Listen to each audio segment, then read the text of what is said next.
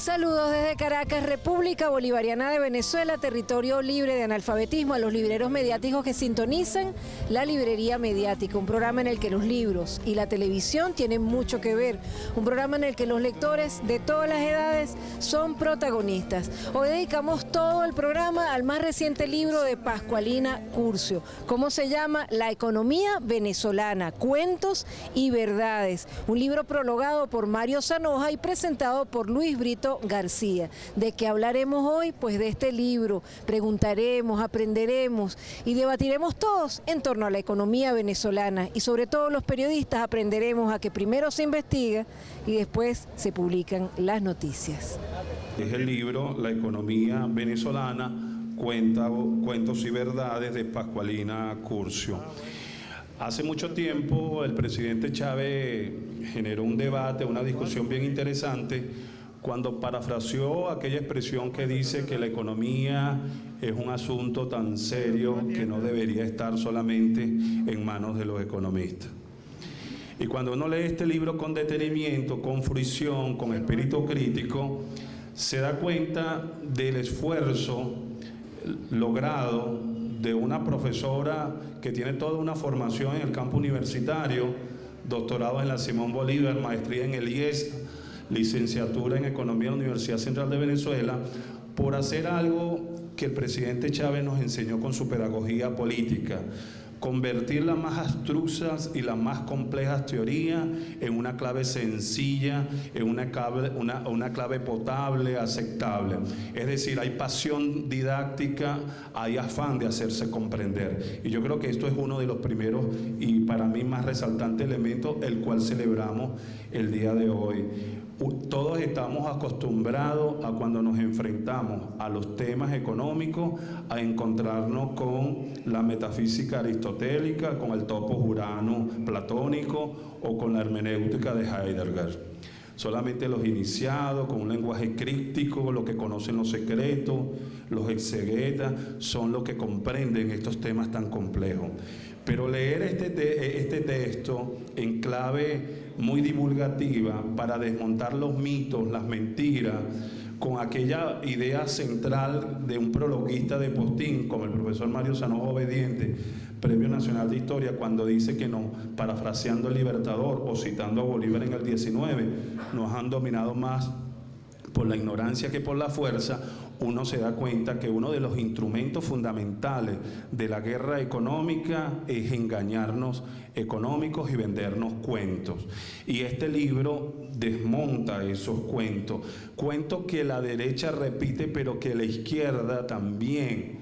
Cuentos de que si somos flojos y por eso estamos como estamos, o que no producimos nada, o que no producimos lo que consumimos, que todo lo compramos, que hay que estimular la inversión privada extranjera, que somos un país rentista, que la maldición es la maldición del petróleo, que la guerra es culpa de la ineficiencia de un Estado, de un ogro maligno que se está comiendo todas las iniciativas. Pero cuando leamos y cuando escuchemos las disertaciones de nuestros invitados, nos vamos a dar cuenta que no es más que mentira, que son constructos, que es ideología para, en el campo de la guerra económica, la guerra psicológica y todas estas guerras de amplio espectro que explica muy bien Pascualina Curcio, han visto la economía como parte de eso.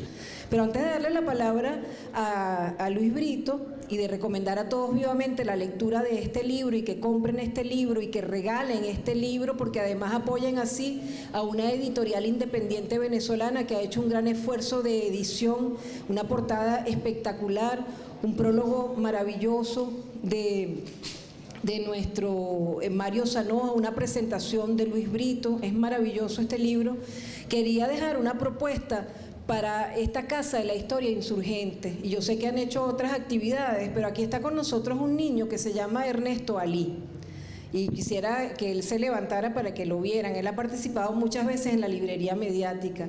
Él es un estudioso de la historia, en esos libros maravillosos de la colección Bicentenario, que están tan reacias a usar algunas maestras y están tan reacios a usar algunos maestros, y que Luis Brito García nos advertía en otro foro que esos libros deberían ser de uso obligatorio, son unos libros robinsonianos, así que tanto colegios privados como colegios públicos deberían tener el uso obligatorio de esos textos, pero hay una legislación que hay que corregir para ello.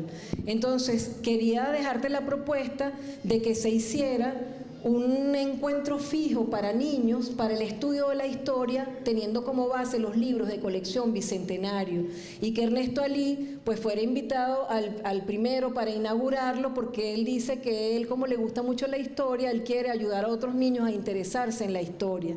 Así que, Ernesto Alí, ven acá.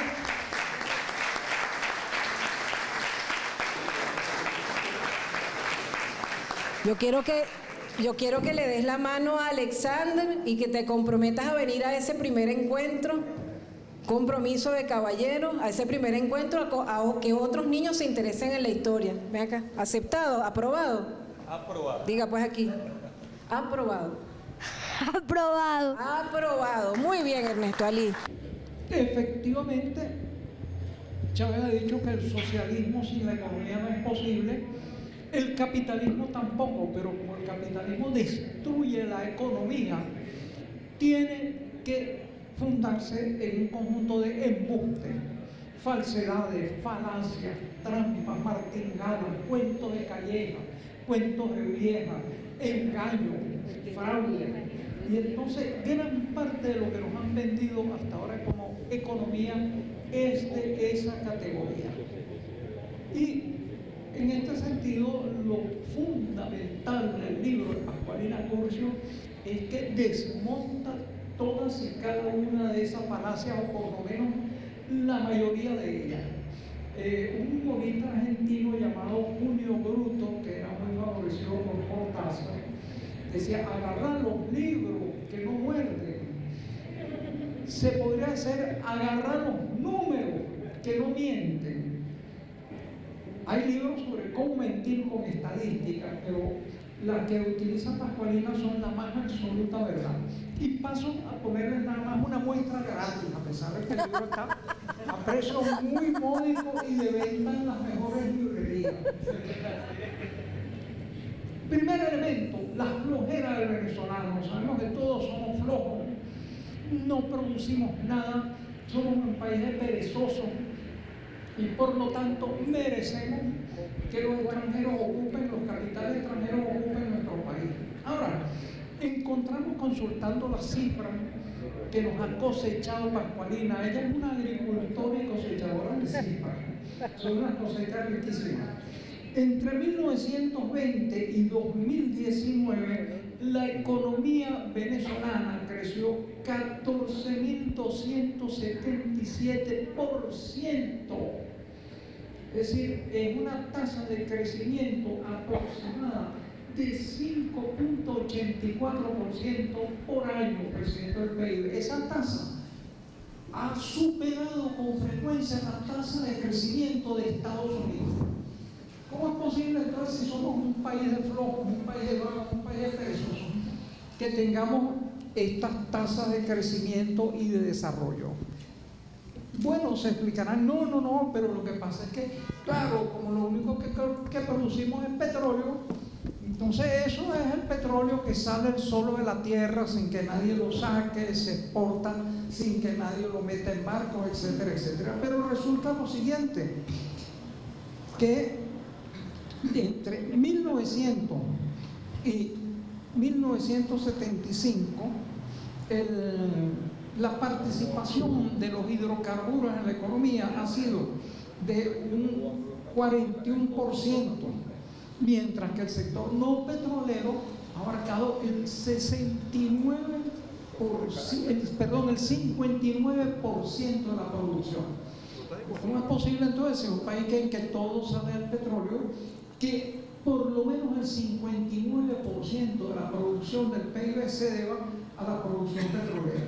Y poniendo estas cifras de 1976 a 2018, resulta que solo en ese lapso, solo el 15% de nuestra producción es petrolera, 15%. El resto de la producción, 85%, es del sector no petrolero. ¿A cómo es eso de que somos una cantidad de vagos que vivimos única y exclusivamente del petróleo, etcétera? No, las cifras no mienten, o por lo menos mienten con un poquito de vergüenza, ¿sí? Disimuladamente. No somos un país enteramente petrolero, que somos una economía de puertos, que lo importamos todo. También en los artículos cotidianos de Pascualina Curcio, bueno, los semanales, en sus libros anteriores, ha destrozado esa mentira. El reparto de la torta. Si hemos producido tanto, hemos creado tanto, hemos generado tanta riqueza, ¿por qué todavía hay carencias y problemas? Bueno, el problema no es cómo se produce esa riqueza ni cuánto, sino cómo se distribuye. Y entonces ahí hay un panorama monstruoso de desigualdad en la repartición de la riqueza, que se ha acentuado con la última crisis, porque la desigualdad entre los salarios, que la inflación ha ido reduciendo verticalmente, y los precios, que han subido sin ningún tipo de reparo, es extraordinaria. Entonces ustedes ven que los índices de apropiación del Producto Interno Bruto del capital y los índices de remuneración crecen, se disparan como cohetes. Entonces, claro, el problema tiene que ver esencialmente, entre otras muchas cosas, con eso. Pero no voy a abusar del tiempo que me han dado. Yo soy un abusador, pero en las conferencias trato de no abusar del tiempo ni de los demás ponentes, porque este tema es un tema tan delicioso que se lo dejo a los demás ponentes, y particularmente a Pascualina, que se ve allí sumamente impaciente por echarnos el verdadero cuento del embuste que nos han metido. Muchas gracias.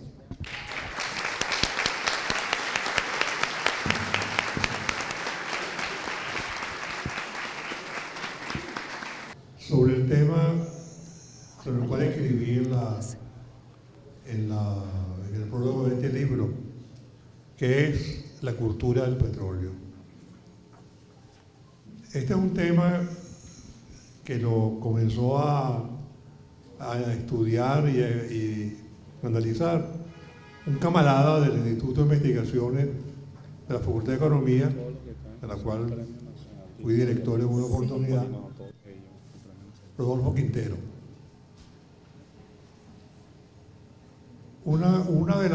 Para hacer cuento breve, una de las cosas, de los objetivos de la cultura del petróleo era tratar de convencer a los venezolanos de que, de eso que estaba hablando Luis, que éramos unos flojos, unos vagos, que no éramos productores de nada, que nuestro único afán en la vida era consumir, comprar cosas, etc. Y por supuesto éramos una población muy poco creativa, con muy poco futuro. Yo quisiera brevemente hacer una mirada retrospectiva sobre el pueblo venezolano. Y si ustedes analizan la historia de América Latina, se darán cuenta de que uno de los pocos pueblos, quizás el único, no sé, no podría decirlo con propiedad, que ha mantenido desde el siglo XVI hasta hoy una actitud rebelde, insurgente y revolucionaria, el pueblo venezolano.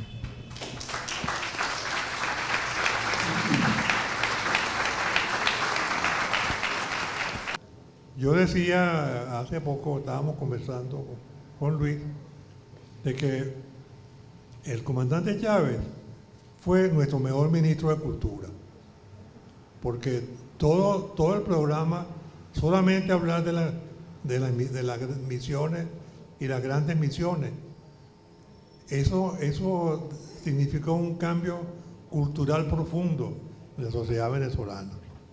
Se movilizó a la sociedad venezolana, movilizó los valores culturales, sociales e históricos que nos caracterizan.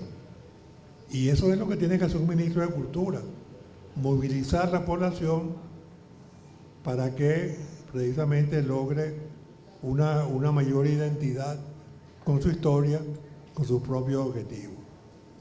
Entonces, ¿cuál es lo contrario de esto que estamos hablando?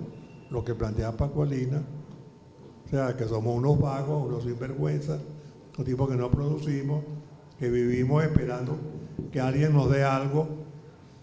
No, eso no es cierto. Fíjense, si no es cierto, una de las razones por las cuales todavía no nos han invadido y no han derrocado la revolución bolivariana es que la gente no quiere. A la gente simplemente no le da la gana de que la derroquen. ¿Y eso qué se debe a que?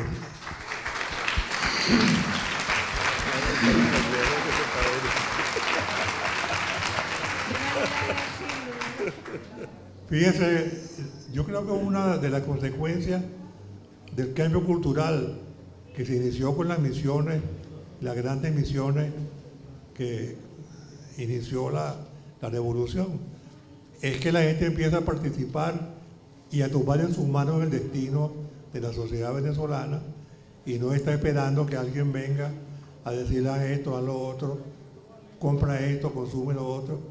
No, y el bloqueo, ese bloqueo letal que nos ha impuesto el imperio, también nos ha enseñado que es posible sobrevivir y seguir viviendo sin necesidad de que nos den, sin necesidad de que los gringos estén allí para ponernos a la mano toda la parafernalia que ellos producen y con la cual compran la conciencia de la gente.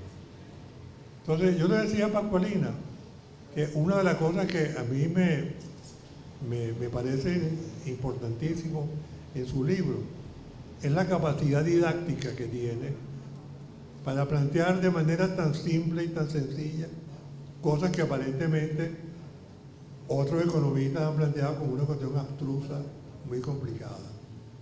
Es decir, la economía no es solamente un problema de números y de estadística, es un problema de gente, porque la economía no se hace para otros economistas, se hace para dominar, controlar la gente.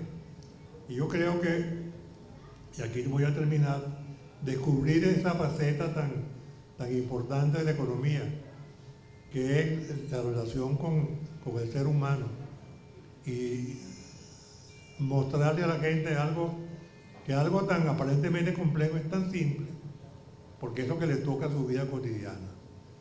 Y yo creo que eso es una de las enseñanzas que tenemos al leer el libro de Pascualina, que todo eso que ella analiza con mucha precisión son cosas cotidianas, o sea, son cosas que nos están ocurriendo en el día a día, no son cosas excepcionales.